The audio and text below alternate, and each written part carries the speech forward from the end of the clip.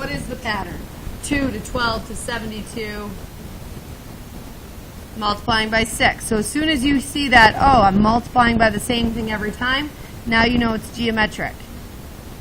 And so you grab that formula. So S sub n, the series total, we don't know that, equals, what's A sub 1, Owen? 2 minus 2 again, times, Vince, what's R? 6 to the nth power, what's n? We don't know, do we?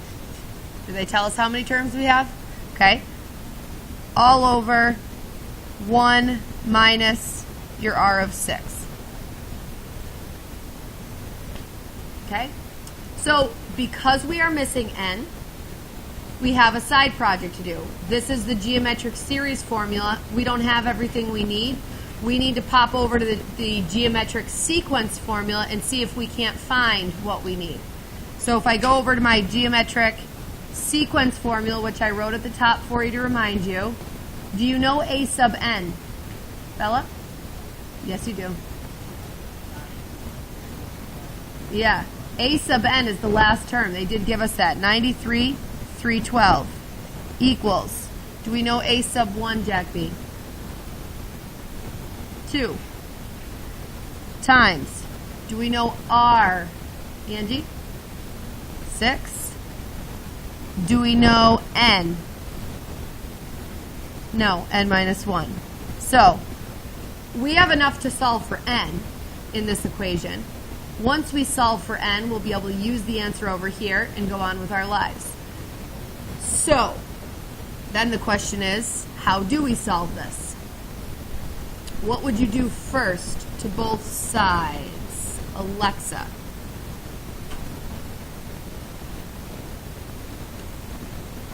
Did you say subtract? You guys are going to have to talk louder because I have this giant fan next to me and I can't hear. Okay. If it was 2 plus 6, I would agree with you. How do you undo multiplication, though? Divide by 2. But you're right to get rid of that 2 first. So 93, 312 divided by 2 will put you at 46, 656.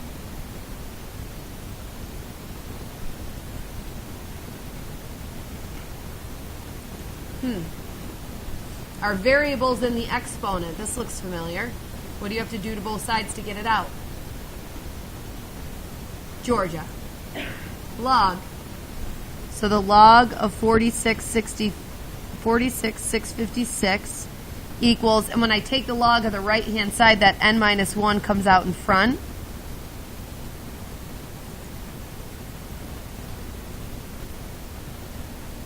Corey, what comes next? Divide your log 6 over.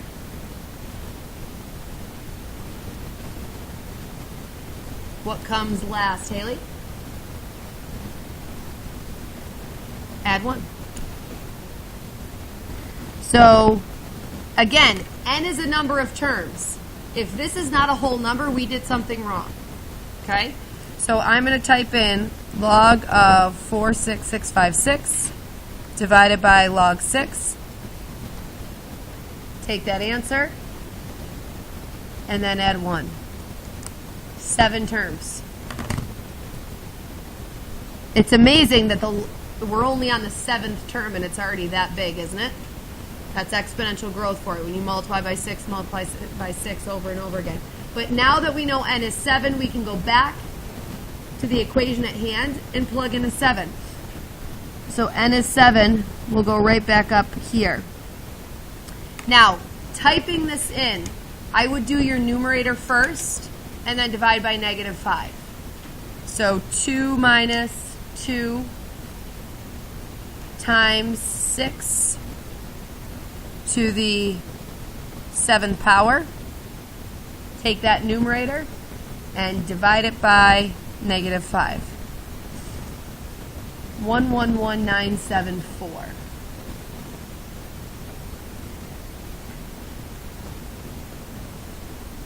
And I also changed that S sub n to S sub 7 because now I know I'm adding the first 7 terms of this sequence, and the grand total is 111,974. Any questions on that? Okay. The second one is the same presentation, so I'm just going to jump down to 3. I know it's a series because I see summation notation. I don't yet know if it's arithmetic or geometric until I sort of explore the first couple terms. So just like we did yesterday, plug in a 1, and what do you get? 1 minus 1 gives me an exponent of 0. Negative 2 to the 0 power is? That's tricky. It's going to look like this. Negative 2 to the 0 power. What's actually being raised to the 0 power? Just the 2. And 2 to the 0 power is 1. With a negative out in front makes it negative 1. If that negative 2 is in parentheses, then it would just be 1. But because the negative is out in front, we have to do 2 to the 0 power first, which is 1. So that gives us negative 1. Plus, I plug in a 2. 2 minus 1 is 1. So negative 2 to the first power. Again, exponents come first. 2 to the first power is 2. With a negative out in front says negative 2. Plus, I plugged in a 1, I plugged in a 2, I'm going to plug in a 3. 3 minus 1 is 2, so that's negative 2 squared, which is negative 4.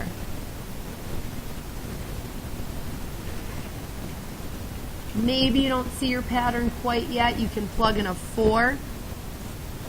4 minus 1 is 3. Negative 2 to the third power is negative 8. Good. And then plus dot, dot, dot, all the way up to 9. 9 minus 1 is 8. Negative 2 to the 8th power. Negative 256. Okay? So now that I see it in that fashion, it is now just like 1 and 2 from above. Okay? I know that my R is what? What's the multiplier? 2. So your R is 2, so I know it's geometric. And I'm not going to do this out again because it's exactly what we did for number 1. We'll be looking for our series total. Oh, it's actually going to be quicker than number 1. Let's do it then. I'm looking for my series total.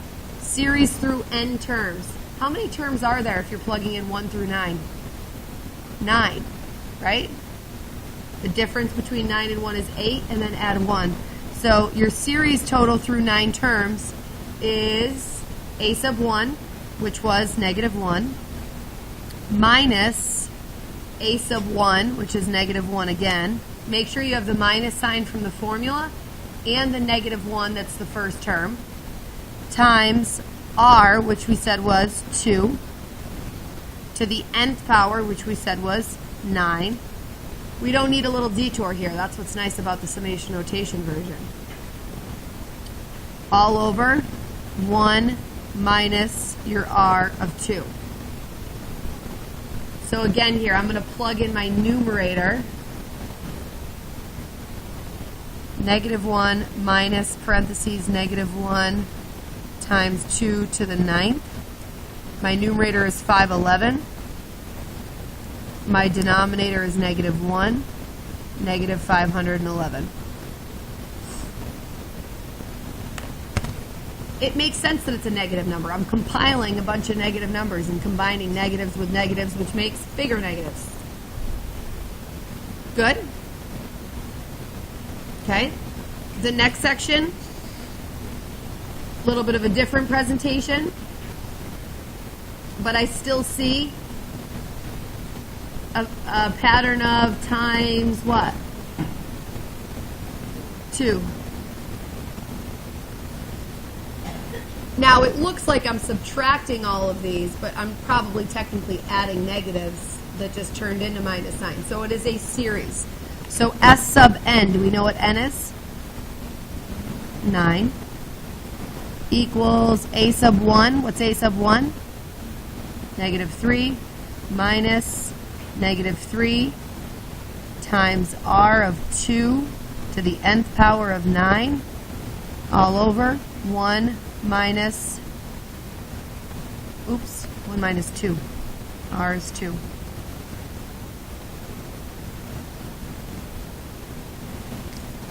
I love it when the notes get easier as we move through them. Negative 3 minus negative 3 times 2 to the 9th gives me a 1533 up top.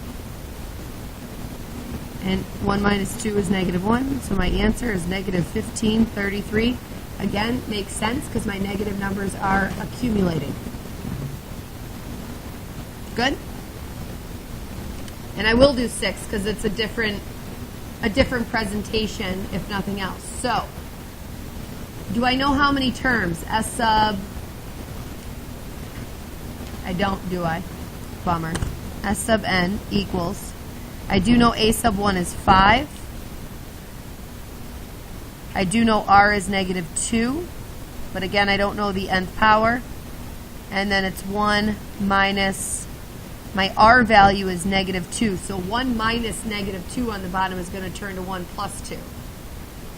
But I have a detour here. I can't avoid it. I don't know n, unfortunately. So I have to go to my, again, we're still in the geometric world, so don't you dare touch an arithmetic formula. Go to your geometric sequence formula, which is right up on the whiteboard if you need, or at the top of your sheet if you need. And I do know a sub n. They told me that was 320. I do know a sub 1 is 5. I do know r is negative 2. Keep that base of the exponent in parentheses specifically because it's negative. And then we're going to solve this. Step 1 to solving this, Natalie. I can't hear you. There's a fan next to me. Divide by 5. Puts me at 64. Variables locked in the exponent. What do I do? Sierra with a C. Log both sides. So I'll have the log of 64 equals, bring my n minus 1 out in front of the log of negative 2.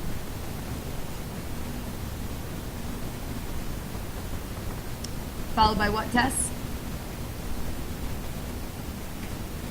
Divide over the log of negative 2. And last step. Oh, Olivia. Add 1. So again, I'm going to get an n value here. If it's a decimal, do not go on.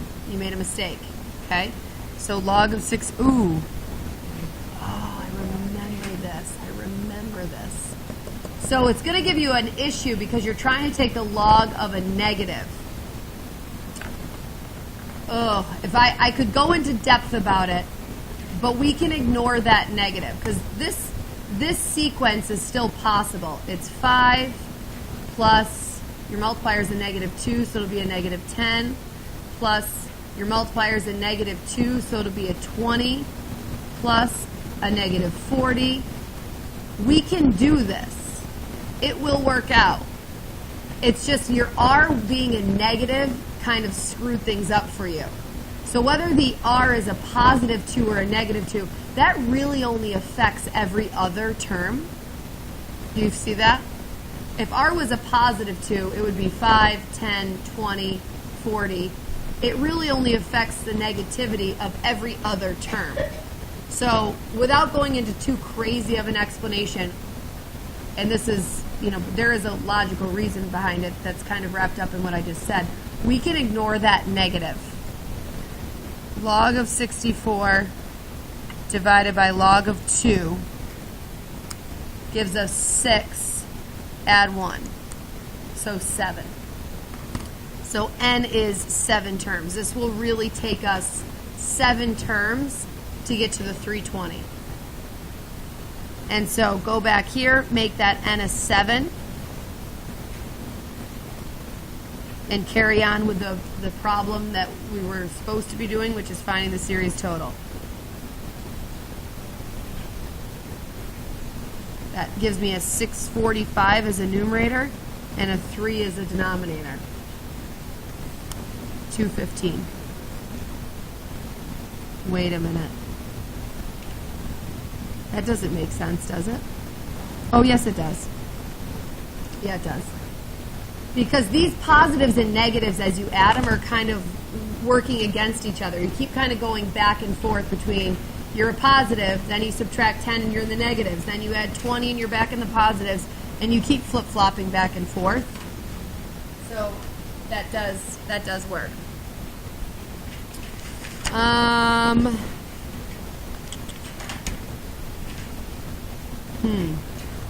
The last thing I'll say before I pass out your homework, the back side is all pretty straightforward. You'll just be using your formulas. Word problems. You have to read very carefully. And I'll be honest with you, at least half the time, if not over half the time, when I see these on the Regents, it's in the form of a word problem. You have to understand what to look for to decide if it's arithmetic or geometric, okay? If Maria places $500 at the beginning of each year into an account but increases this amount by 5% each year, how much is in her account after 10 years? Okay? What is the giveaway as far as arithmetic or geometric here? How do you know if this is growing by a set amount, like $5, $5, $5, or growing by a rate? Right, growing by a percentage is geometric. So this tells you geometric.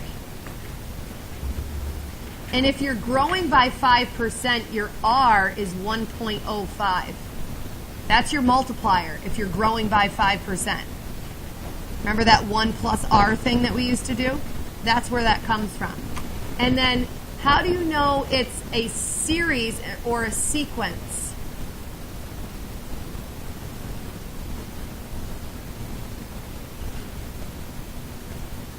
What do you think this one is? This one's a series, and it's because they're asking you for how much is in her account fully. They're not saying how much is she putting in her account in the 10th year. If they phrased it that way, how much is she putting in her account that 10th year? That's A sub 10.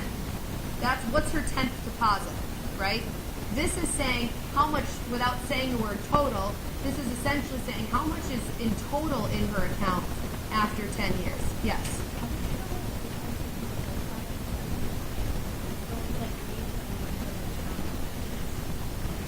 That's a great question. There's a lot of crossover. And there's a lot of them that you could do in both ways. So, yeah, yes. And if I can, I'll try to find some side by side and we can look at those features. Every year that's a struggle for me. It's like how to get you thinking the right way.